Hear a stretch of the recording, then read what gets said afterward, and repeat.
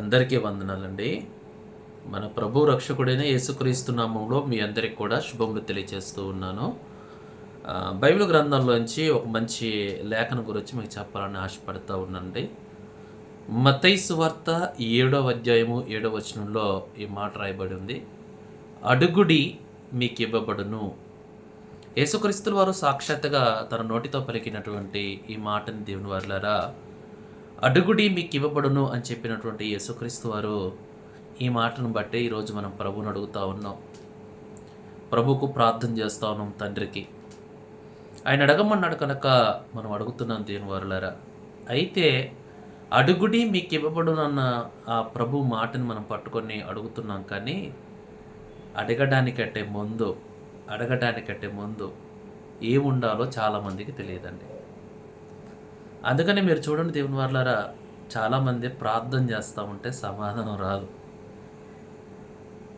చాలామంది ప్రార్థన చేస్తూ ఉంటే ఆ ప్రార్థనకు సమాధానం రాదు. ఎందుకు రాదు? మేము అడుగుతున్నాం కదా, డైలీ మేము అడుగుతున్నాం కదా, అడుగుడి మీకు ఇవ్వబడని యేసుక్రీస్తు సాక్షాత్తుగా చెప్పాడు కదా, మేము అడుగుతున్నాం కదా, ఎందుకు మేము అడిగింది మేము పొందుకోలేకపోతున్నాము అని ప్రశ్న వేసుకుంటే దానికి బైబిల్ ఇస్తున్నటువంటి ఒక మంచి స్టేట్మెంట్ చూడండి. అడగటానికంటే ముందు అసలు ఏ ఉండాలి?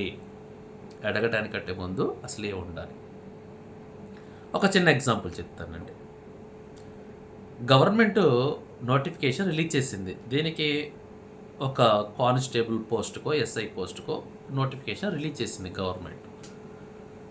గవర్నమెంట్ రిలీజ్ చేసింది కనుక ఆ నోటిఫికేషన్లో మీరు ఆ ఎస్ఐ పోస్టుకి లేదా కానిస్టేబుల్ పోస్టుకి ఏమేమి అర్హతలు కావాలో అన్నీ లిస్ట్ ఇస్తుందండి. ఆ లిస్టు ప్రకారం కనుక నువ్వు ఉంటే ఆ పోస్టుకి అప్లై చేసుకుంటూ నువ్వు అర్హుడుగా మారుతావు. ఆ యొక్క జాబ్కి నువ్వు అర్హుడుగా ఉంటావు. దానిలో ఉన్నటన్నీ చూసుకుంటే అవన్నీ నాకు సెట్ అవుతుంది అనుకుంటే నువ్వు అప్లికేషన్ పెట్టుకోవచ్చు, జాబ్కి నువ్వు ప్రయత్నం చేయొచ్చు. గవర్నమెంట్ చెప్పినటువంటి ఆ యొక్క క్వాలిఫికేషన్లన్నీ నీలో లేకపోయినా నువ్వు పెట్టావనుకో, ఏం చేస్తుంది? రిజెక్ట్ చేస్తుంది. అలాగనే దేవుడి యొక్క లేఖనాల ప్రకారము అడుగుడి మీకు ఇవ్వబడిన ఆయన అన్నాడు కదా అని మీ ఇష్టం వచ్చినట్టు అడిగితే ఆయన ఒప్పుకోడు. మరి ఆయన అడిగేదానికంటే ముందు అసలు ఆయన ఏం చెప్తున్నాడో తెలుసా? ఒకసారి బైబిల్ గ్రంథాలకు వెళ్ళి చూడండి. యోహాను సువార్త 15వ అధ్యాయము 7వ వచనం. నా యందు మీరును మీ యందు నా మాటలు నిలిచి ఉన్న ఎడల మీకు ఏది ఇష్టమో అడుగుడి, అది మీకు అనుగ్రహింపబడును. చూడండి, నా యందు మీరును మీ యందు నా మాటలు నిలిచి ఉన్న ఎడల మీరు ఏదైనా అడగండి, మీకు ఇష్టమైంది అడగండి, నేను మీకు ఇస్తాను, అనుగ్రహించబడతాను అన్నాడు. అంటే అడగడానికంటే ముందు ఏముండాలంటే దేవుని యొక్క వాక్యం నీ హృదయంలో ఉండాలి. వాక్య ప్రకారం జీవించే బ్రతుకు నీలో ఉండాలి. వాక్య ప్రకారం జీవించేటువంటి జీవితం కలిగి ఉండే నువ్వు చిన్న ప్రార్థన చేసినా దానికి వెంటనే సమాధానం వస్తుంది. నా యందు మీరును మీ యందు నా మాటలు నిలిచి ఉన్న ఎడల మీకు ఏది ఇష్టం అడగండి, అది మీకు అనుగ్రహించబడుతుంది అన్నాడు. అంటే అడగటానికంటే ముందుగా ఏముండాలంటున్నాడు తెలుసా? క్వాలిఫికేషన్. ఆయన మాటలు, ఆయన వాక్యము, ఆ వాక్యానుసారమైన జీవితం నీలో ఉంటే నువ్వు మోకరించి చిన్న ప్రార్థన చేసినా దానికి వెంటనే సమాధానం వస్తుంది.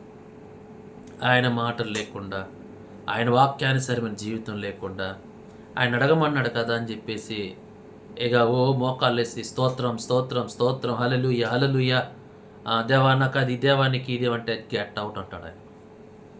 కానీ అడగటానికంటే ముందుగా ఫస్ట్ ఆఫ్ ఆల్ వాక్య ప్రకారమైన బ్రతుకు నాలో ఉందా? దేవుని మాటలు నా యొక్క హృదయంలో ఉన్నాయా? ఆ మాటల ప్రకారం నేను జీవిస్తున్నానని ప్రశ్న వేసుకొని దేవుని అడగండి. అందుకనే ప్రార్థన గదిలోకి వెళ్తున్నప్పుడు అడుగుడి మీకు ఇమ్మన్నాడు కదా అని ప్రభు నేను అడుగుదామని వెళ్తున్నప్పుడు గుర్తుపెట్టుకోండి, నేను అడగడానికంటే ముందు నిజంగా ఆయన మాటల ప్రకారం నేను జీవిస్తున్నానా, ఆయన వాక్యం నా హృదయంలో ఉందా అనే ప్రశ్న వేసుకొని అడగటం స్టార్ట్ చేయండి. అప్పుడు మీ ప్రార్థనలకు ఖచ్చితంగా దేవుడు సమాధానం ఇస్తాడో మీరు దాన్ని సరిచేసుకొని వాక్య ప్రకారం జీవించండి. మరి చిన్న ప్రార్థన చేసిన వెంటనే మీకు సమాధానం వస్తుంది. God bless you. ఈ కొద్ది మాటలు ప్రభు మీ వినికిల్లో దీవించును గాక. అందరికీ వందనాలండి. Thank you so much.